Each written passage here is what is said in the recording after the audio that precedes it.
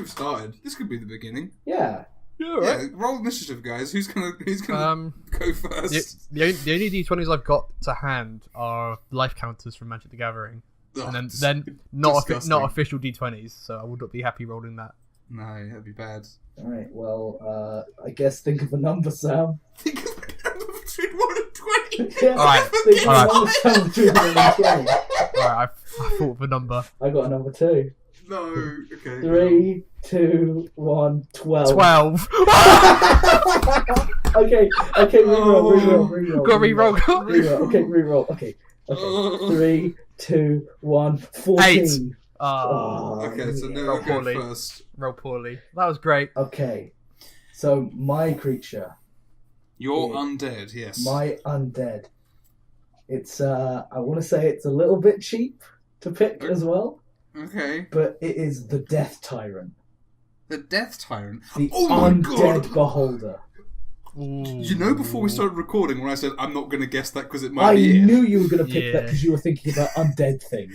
I was okay. That's why so, I shut you up as quickly as I could. So the Death Tyrant undead thing is going on this side, and Sam, your undead creature. My undead creature is the Mummy. Oh, Mummy, oh oh god, yeah. this is a strange fight. I I wasn't, know, wasn't it ready. could be that the Death Ooh. Tyrant is raiding a mummy's tomb. Is this a mummy or a mummy So, lord? Just a I regular mummy, I assume. I was thinking maybe we do regular Mummy and save the Mummy Lord for its own video.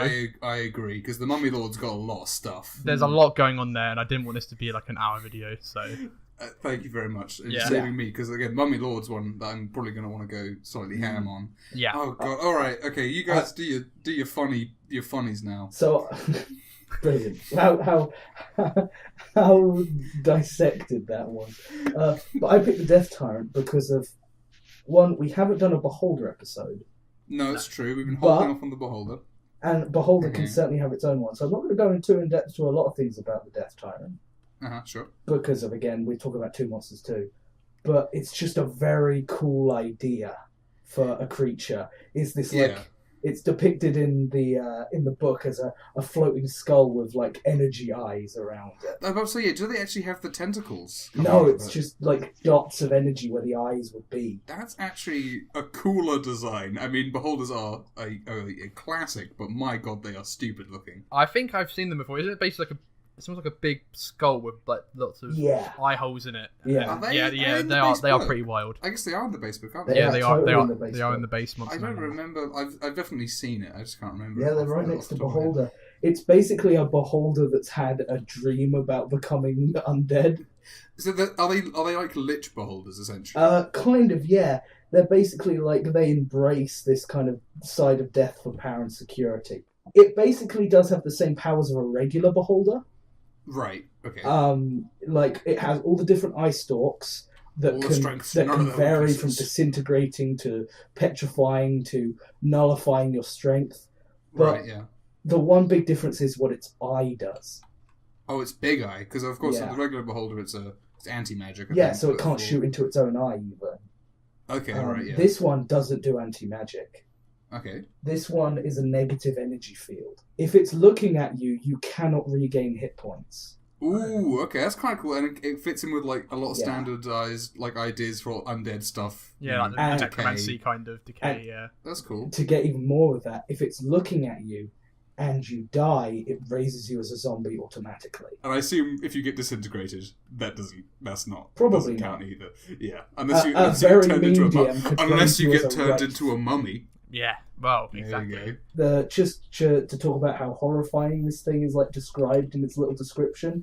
It only Yeah. has like 2 paragraphs of this thing, but it says that these guys use their like basically infinite necromantic energy to fly from town to town, wiping everyone out and raising Oh, I'm them. making an army of undead. Yeah. God, that's pretty horrific. I mean, it fits the name And- because it's weird that they are called like Death Tyrants, not Undead Beholder or Beholder. It's Yeah. just like it's a very specific sort of thing that they're doing. Yeah, they That's pretty cool. basically go from whatever the beholder was before, like Xanathar being, his merchant evil self, or the gangster beholder in the front cover of the monster manual, to being He's pretty great. or just being a terrifying monster, to being this, overlord of undead, this kind of other force of nature. Okay, so my vague idea, and this may not work for this composition, we'll get into the mummy in a second, is I want to have 2 pages on either side of this, sort of like a comic book. But I don't know how well this is going to work, but I'm going to give it a go. Sure. Okay, Is this going to be one where there's maybe more than one mummy? Yeah, I think... like Svart versus Glagrizu. You know what? This is going to be very, very reminiscent of that, I think, because I started with a big ball shape for the Glagrizu originally as well. You did! I did. It was very funny.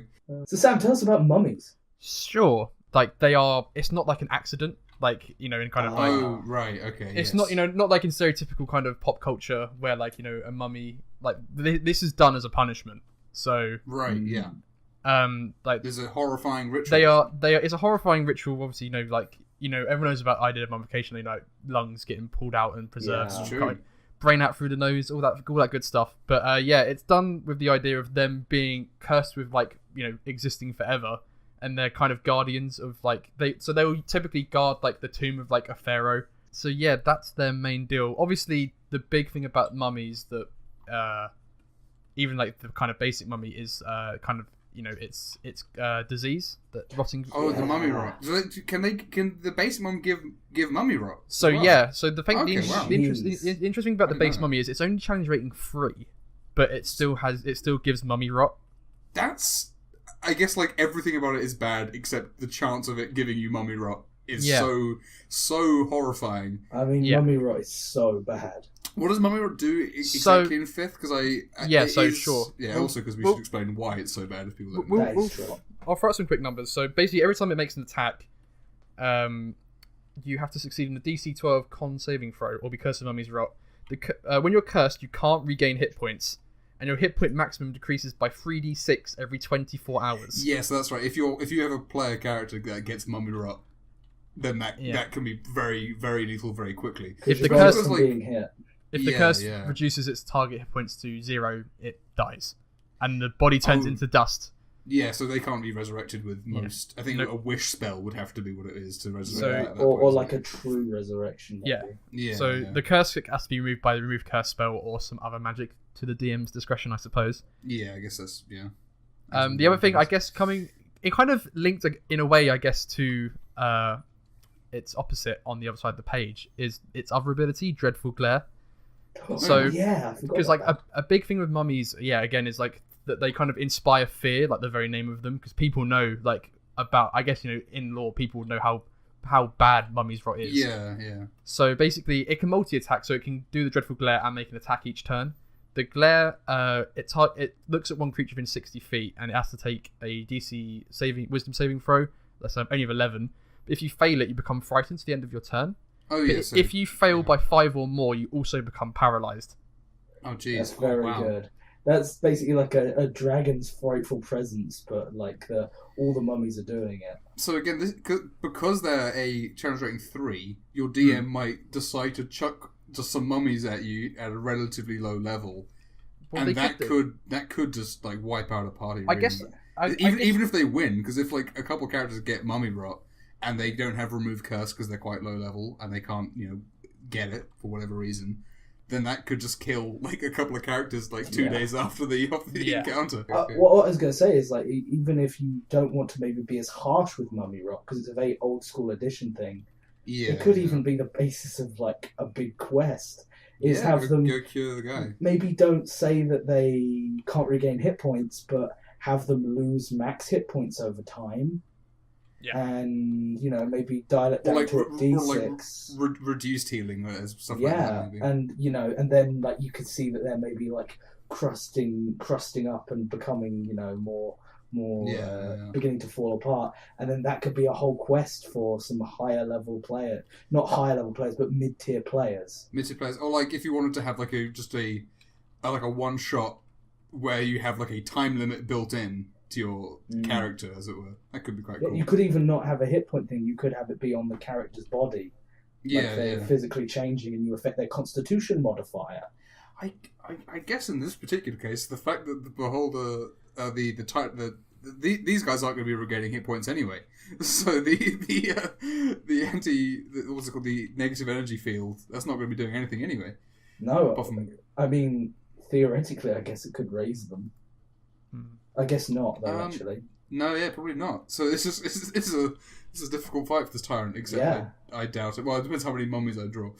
Well, I think like one of the interesting things about this mummy, what I was thinking about was this is going to be pointing. Obviously, because it's only change rating 3, you could kind of throw it. As I said, you could throw it at a party early, and you could maybe have it like it's just like a single mummy in like a tomb, and it has like some skeletons or whatever, or it can just complement obviously a mummy lord in like a much higher level encounter. Yeah. Just chucking in the fact that like the regular enemy there can give you mummy rot if it hits you. Like that's heinous. You're going to remember raiding the mummy's tomb. Yeah, getting the mummy's curse. And again, I think the threat of mummy rot is such a scary thing to a player character, and not a player character, to a player even, for their character to get. Because like, you can kind of be quite blasé about like quote unquote dying. Yeah. If getting down because like healing will get you up and yada yada. Yeah. Whereas if you get mummy rot, that can very easily be the end of a character. Yeah. Especially if you're not if you're not high enough level to be getting resurrection. Kind of a horrific end as well. Yeah. A horrible slow end to a character. Rotting from the outside in. There's one more thing I want to say on mummies quickly, which again might be something that we might not know about, and that is that they can speak. Oh, can they? Oh, yeah. I didn't know that. What's their intelligence? Their intelligence is 6. They have 10 wisdom. Okay. That's an orc's intelligence. Yes. Oh, their languages listed are the languages they knew in life. So you could maybe, if you want to go something a little bit different, it does say in the book that like powerful individuals might seek out mummies as like a kind of like to repositories of lost lore. Because obviously they're from they'd be from like. So have a mummy wrapped up real tight. He can't move, and he's just talking. He's just. Well, it could be a riddle in a room. You could do way more than just have mummy walk at you and groan angrily. It does say that they do seldom talk, but you could try and maybe create a situation where they would, and I think that could be very very different mummy encounter. Just very quickly, what other? I only know disintegrate. What other beams does the tyrant have? Oh, petrification. Oh, that's right. That's telekinetic. What does that do? You lifts people up, throws them around. The only way I can imagine petrification working is if it's turned this mummy here into a bust. Well, there's a bunch of necrotic damage which should do anything. Can charm. There you go. He's turned this mummy into a stone bust. He's just got death. Yeah. Is that necrotic damage though? I guess it is, right? Surely. Yeah. Are mummies immune to that? They are immune to necrotic and poison. Oh. That's like 2 of his rays are like. And they have resistance to, even the base mummy has resistance to all non-magical weapons. Oh wow! Again, for a third level thing, it has 58 hit points as well. Third challenge rating thing. I think they're one of those things that has a very low AC, aren't they? 11. Yeah. It's like the same as 19. What AC? Yeah. Jesus. 19, 187 hit points. As these mummies in this little 2-panel comic finding out, it can fly. Yeah. And that they can't. And they can't. Very good. That's very good. I love the shrug. I don't know what I'm saying. Just to say as well, like thinking about mummies now with the intelligence, they could use that's actually weapons. Really interesting.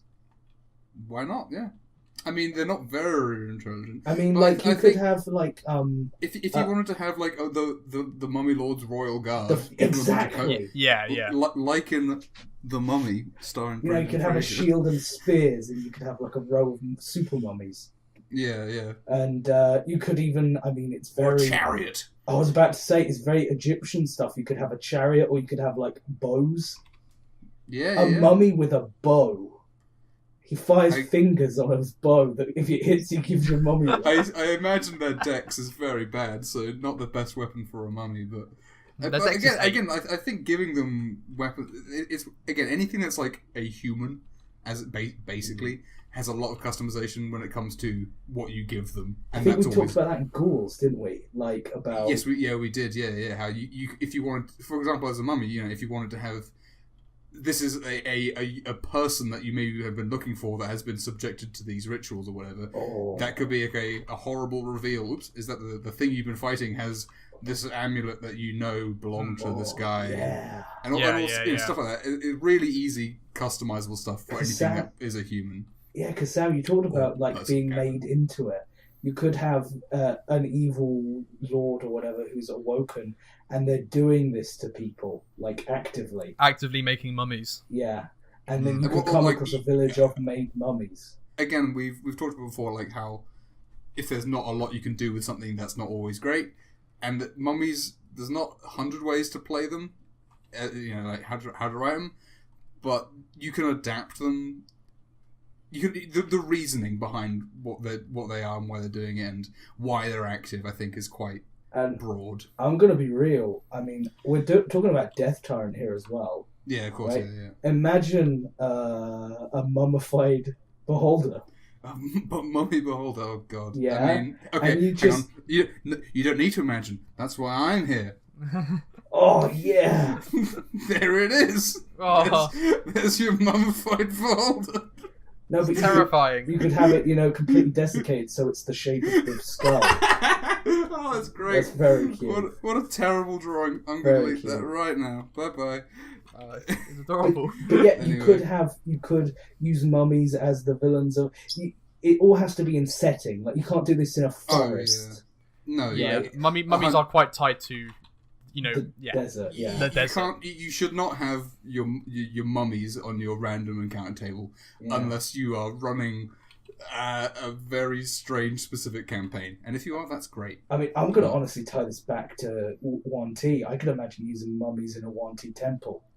You could have mummified snake men. Maybe one of the 1T abominations is also a necromancer. Yeah, I mean, I think that's honestly, mummies don't need to be human.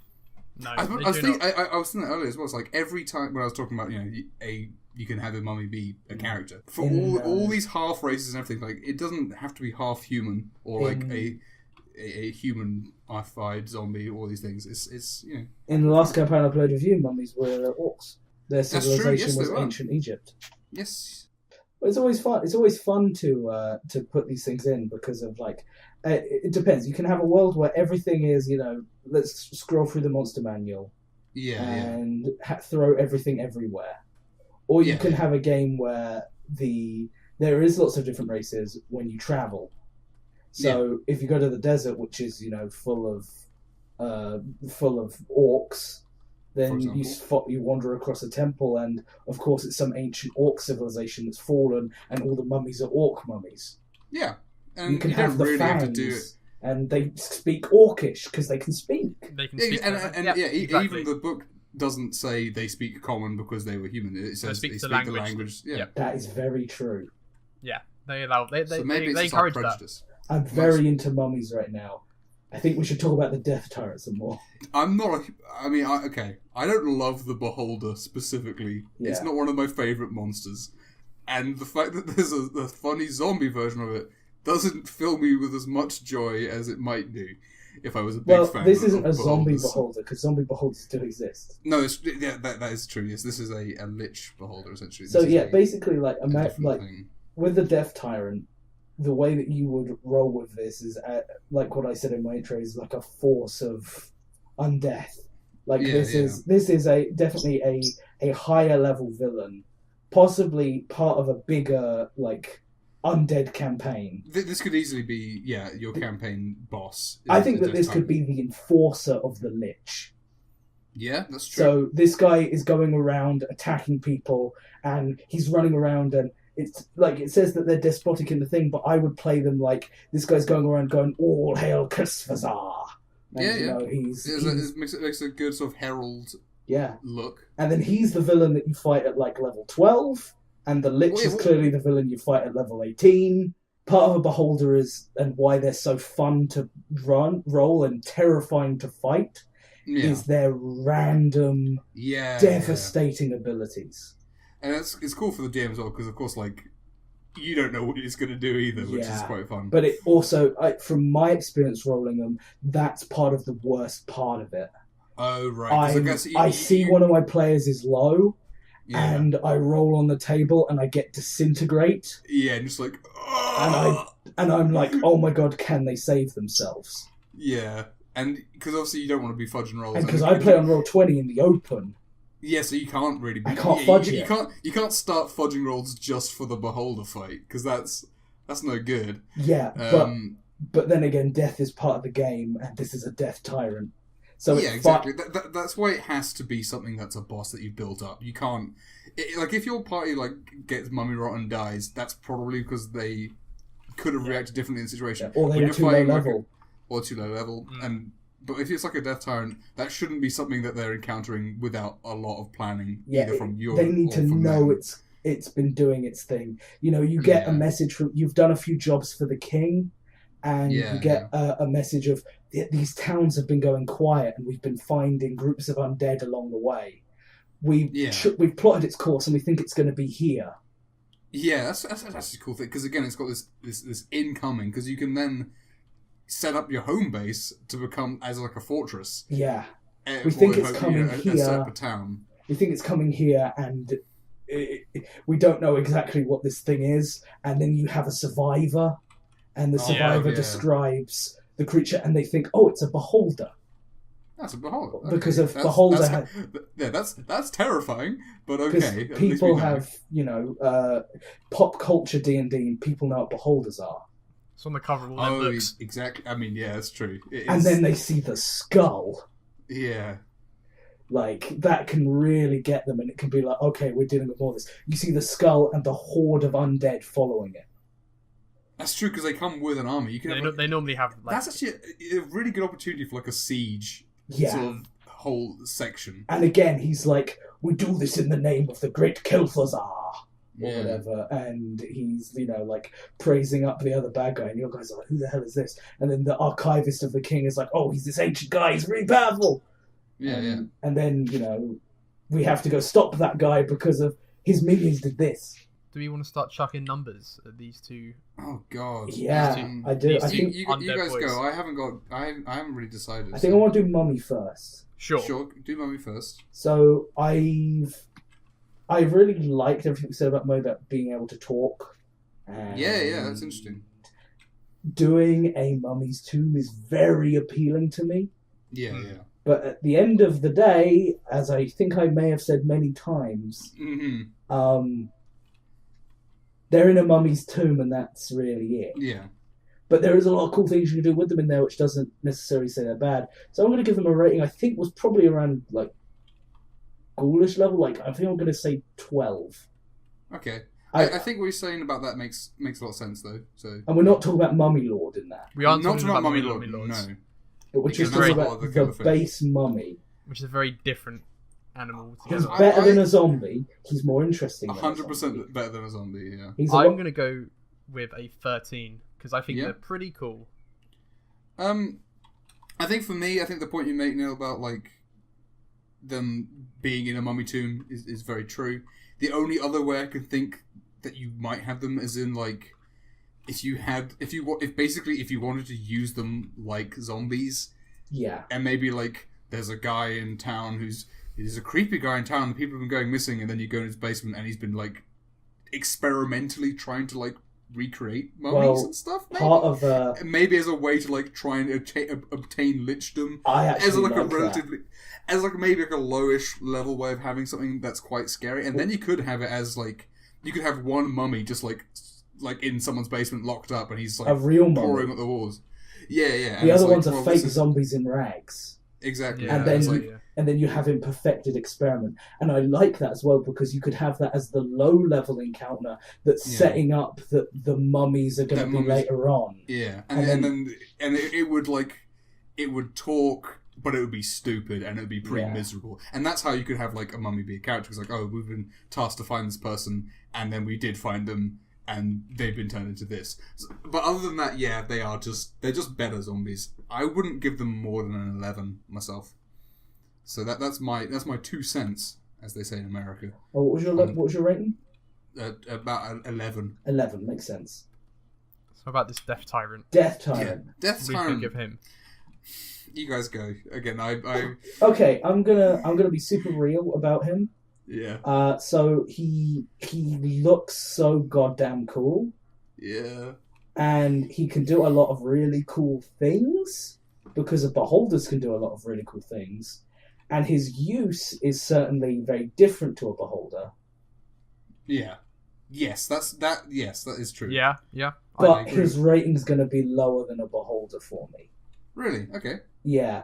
He is a very cool undead that will be this commander big baddie villain.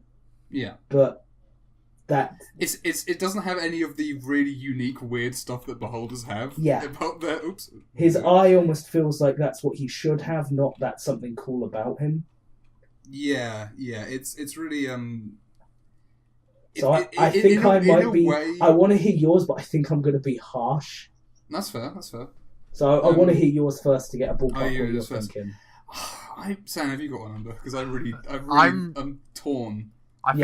I think the issue is that I'm finding a difficult number to apply to a beholder, which in turn is making it hard to give numbers to this. That's true. Don't try the beholder again. It's a very different thing. On my gut with how I think it does look very cool, and this is tough. I can't even. You know what? I'm gonna go for like a 12. You know what? Yeah. You know what? It's very boring for me. I'm gonna meet you there. Yeah. Okay. I'm gonna meet you right there as well. My only thoughts on the Death Tyrant, and again, it's kind of how I was thinking about the Yuan-Ti Abomination when I was like, it came down to for me, is it my favorite Yuan-Ti? Like, is this the best Yuan-Ti in my opinion? Yeah. And as someone who does not like beholders, do I prefer this? I think I do prefer this personally, just because get ya. Because beholders have this whole like they're crime lords or like underground. It's really weird, and I don't really understand it. It's because they're kind of people as well. I know, they're so weird, they're so odd. And I really like the whole bit of them going to towns and destroying it. I really like the idea of having it coming. Kind of like how I really like the thing about the Hydra, where the Hydra just was on a warpath of chaotic destruction until it died. This is like a smart version of that, I feel. So I feel like having... I kind of want to give it...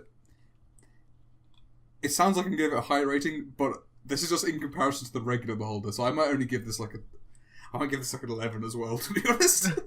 Yeah, it's good. I like it, but the only thing I like about it is its lore use. I would never think to use it for any. I would never reach for this unless I was gonna make that as the campaign is or the part of the campaign is this guy's coming. You gotta prepare and then fight this undead army. I think that's very fair.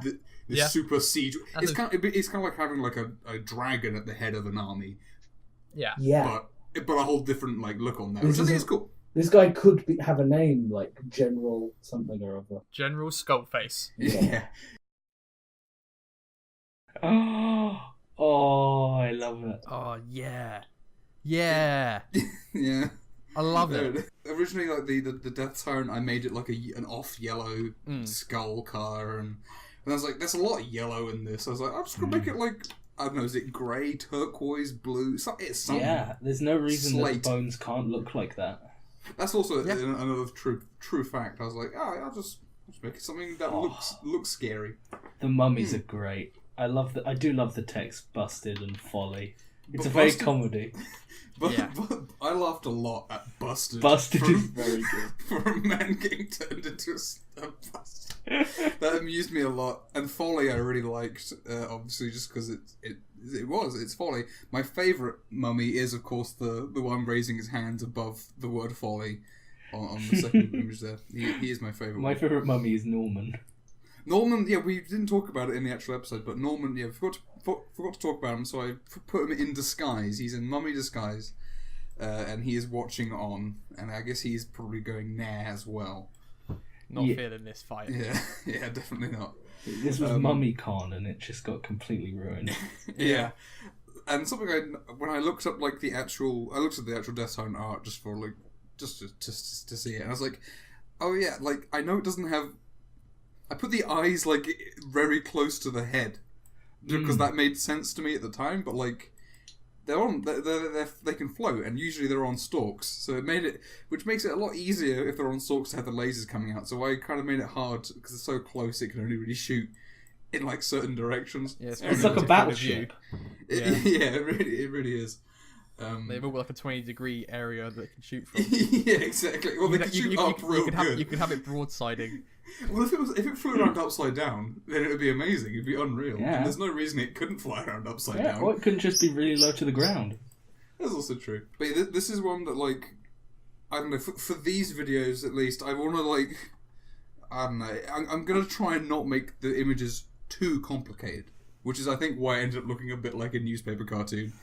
Because, I didn't really do anything for any background stuff, because I don't know, I want to get them done and do other stuff as well, because it's if I ever get something real juicy that I want to spend lots of time on. You can delve deep into it. I appreciate the different style quite a bit. Yeah. I mean, that's something like about the way I work anyway. Is like it's very inconsistent, which is why it's if I want to do comics, which I kind of want to do.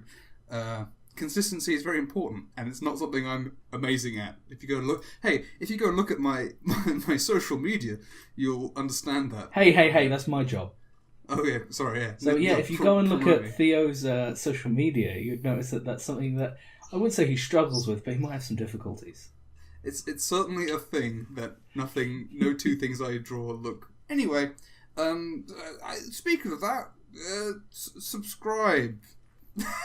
If you don't want to experience folly, we always threaten people at the end. Yeah, is that right? We're rating monsters here. This ain't a tugboat, a swan boat. I suppose this is hardcore. True. Yeah, I'll tell you what. If you don't share this to a friend, you might get mummy rot. Yeah, I'm you might get busted. Yeah, bust beam. That's what it's called now. Busting makes you feel good. Oh, I will say as well, the last two videos on the channel have been not challenge raters, and I promised a part 3, and that will be coming out sometime after this one, because it's more complicated. So that's still happening. Ooh. But for now, some more challenge raters. There might be another challenge raters in between, depending. I'm looking forward to it. Yeah, it's been good fun. Yeah. Anyway, like, subscribe, avoid death tyranny. Don't get busted. Guys, if there's one thing you got to take away from this video, is don't get busted. I think that's what petrification canon does now. Definitely in anything I do, that is going to be what it is. It turns you into a stone bust of yourself. Yeah. Oh.